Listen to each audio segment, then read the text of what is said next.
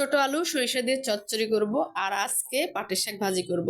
সরিষা দিয়ে আলু চচ্চড়ি করার জন্য এখানে সরিষা বেটে নিয়েছি, আদা পেঁয়াজ রসুন বেটে নিয়েছি, হলুদ গুঁড়া কাঁচামরিচ শুকনো মরিচের গুঁড়া সব মশলা এখানে আমি নিয়েছি। আর এই যে ছোট আলুগুলা চাকচাক করে কেটে নিয়েছি। আজকে এটাই সরিষা দিয়ে চচ্চড়ি করব, এটা খেতে অনেক মজা। আর এখানে পাটের শাকগুলো ভালো করে কেটে বেছে ধুয়ে নেওয়া হয়েছে। আজকে দুপুরের রান্নার আয়োজন। এখন চলে যাব আমি রান্নাতে। দিয়ে দিলাম লবণ, দিয়ে দিচ্ছি পরিমাণ মতো তেল। আসলে এই ছোটো আলুটা আমি হাতে মাখিয়ে রান্না করব। হাতে মাখানো তরকারিগুলো সবসময় বেশি মজা লাগে, আর কিছু কিছু তরকারি হাতে মাখালে সেইগুলো খেতে অনেক মজা। তো ছোটো আলু সরিষা দিয়ে আজকে আমি হাতে মাখিয়ে রান্না করব। তার জন্য সব মশলাগুলো আমি হাতে ভালো করে চটকিয়ে নিচ্ছি।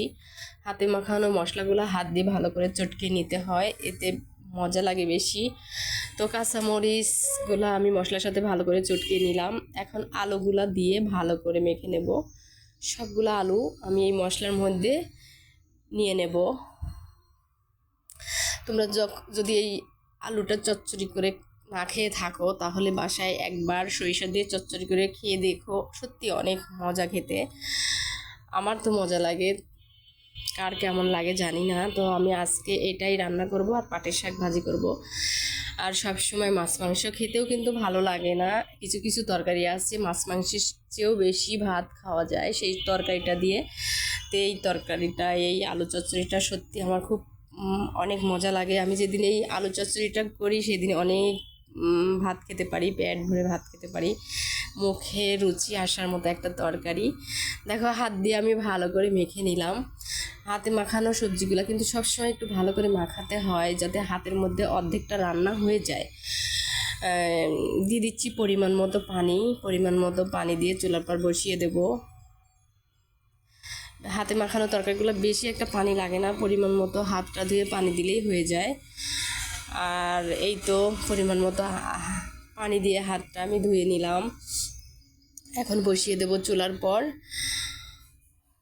বসিয়ে দিলাম। একটু ভালো করে নেড়ে চেড়ে দিচ্ছি। সরিষা দেওয়া আছে, পেঁয়াজ বাটা দেওয়া আছে, এটার জন্য নিচে লেগে যেতে পারে, এই জন্য বারবার নেড়ে দিতে হয়। তো দেখো আমার ছোট আলু চচ্চড়িটা উতলাই গেছে। এখন আরও কিছুক্ষণ রান্না করব, যেহেতু আমি এটা চচ্চড়ি করব, ঝোল রাখবো না। ঝোল আছে, উতলাই গেছে, একটু নেড়ে চেড়ে দিচ্ছি। বলেছি না সরিষা আছে, সরিষার জন্য একটু নেড়ে চেড়ে দিচ্ছি। তো এদিকে পাটের শাকটা বসিয়ে দিয়েছি, এখানে ডাউল বসিয়ে দিয়েছি। এদিকে আর একটু হলেই হবে, ঝোলটা আর একটু শুকাবো। আর অন্যদিকে পাটের শাকটা ভাজি করব। এই দুপুরে আজকে এই ছিল। দেখো ঝোলটা শুকে গেছে, তেলটা উপরে ভেসে উঠেছে। আমার আলু চচ্চড়িটা হয়ে গেল, আমি নামিয়ে ফেলবো। এদিকে পাটের শাকটা দিয়ে দিলাম চুলাতে।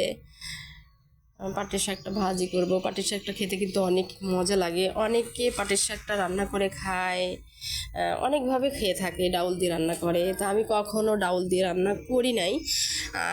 তো সবসময় ভাজিটাই খাওয়া হয়, ভাজিটাই মজা লাগে। তো আজকে ভাজি করছি।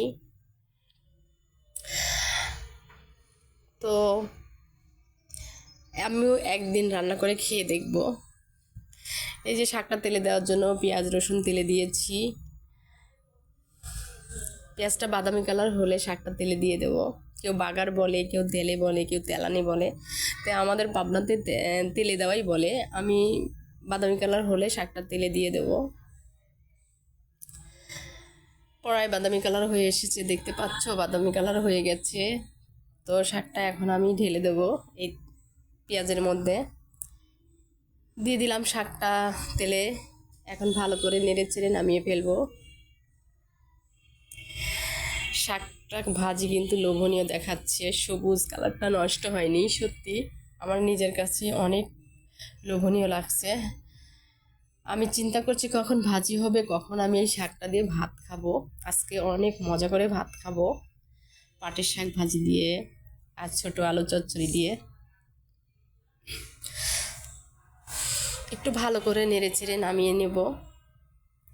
শাক ভাজিটা হয়েও গেছে আমার, এখন নামিয়ে ফেলবো।